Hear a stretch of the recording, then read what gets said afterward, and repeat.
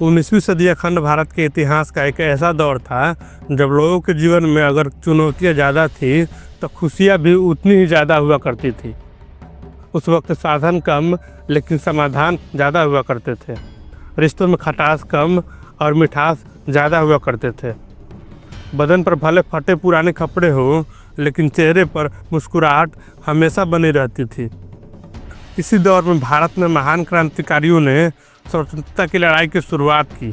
देश में पहली बार रेल यात्रा की शुरुआत हुई। कई साम्राज्य बने और तबाह हुए। अंग्रेजों ने देश के गरीबों और किसानों को शोषण कर उनसे सब कुछ छीन लिया, लेकिन उनकी हिम्मत नहीं छीन पाए। आज की इस वीडियो में हम आपको समय में 100 से 150 साल पीछे की यात्रा पर ले जाएंगे, जहां आपको अखंड भारत के इतिहास की एक झलक देखेंगे और ये भी जानेंगे कि भारत में पहली ट्रेन कब और कहां चली थी। 1850 के दौर में भारतीयों का रहन सहन कैसा था और उस समय हमारा प्यारा देश कैसा दिखता था। 1850 का दौर वो समय था जब कैमरे की तरह हमारा भी दुनिया ब्लैक एंड वाइट हुआ करती थी।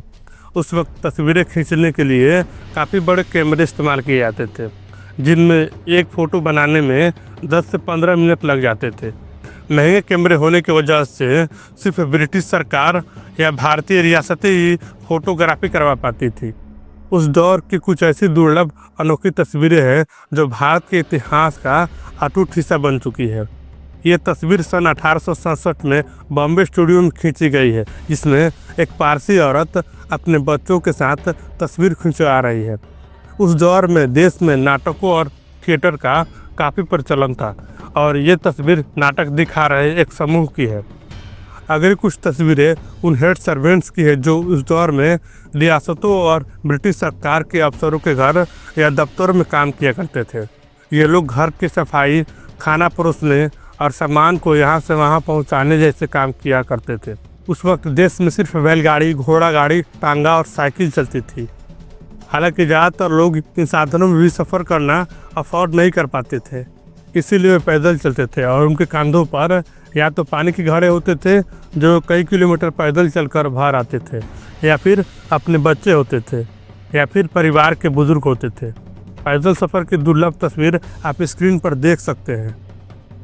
हैरानी की बात यह है कि इसी 19वीं सदी में ही भारत के यातायात क्षेत्र में बड़ी क्रांति हुई थी, क्योंकि इसी सदी में हुई थी देश में रेलवे की शुरुआत, जिसकी कहानी काफ़ी दिलचस्प है।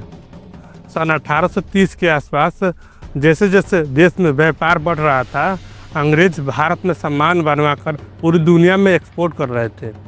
तब माल सामान को पोर्ट तक पहुंचाना काफ़ी बड़ी चुनौती होती थी। इसीलिए अंग्रेज़ों ने अपने सामान को ढोने के लिए इस तरह रेल नेटवर्क बनाने का प्रस्ताव रखा और रेलवे की पटरी बिछवाई। हालांकि देश में इतना बड़ा रेल नेटवर्क बनाने का श्रेय शुरुआत से ही भारत के श्रमिकों को जाता है, क्योंकि वे इतनी कड़ी मेहनत ना करते तो आज भारत में दुनिया का चौथे सबसे बड़ा रेल नेटवर्क नहीं होता।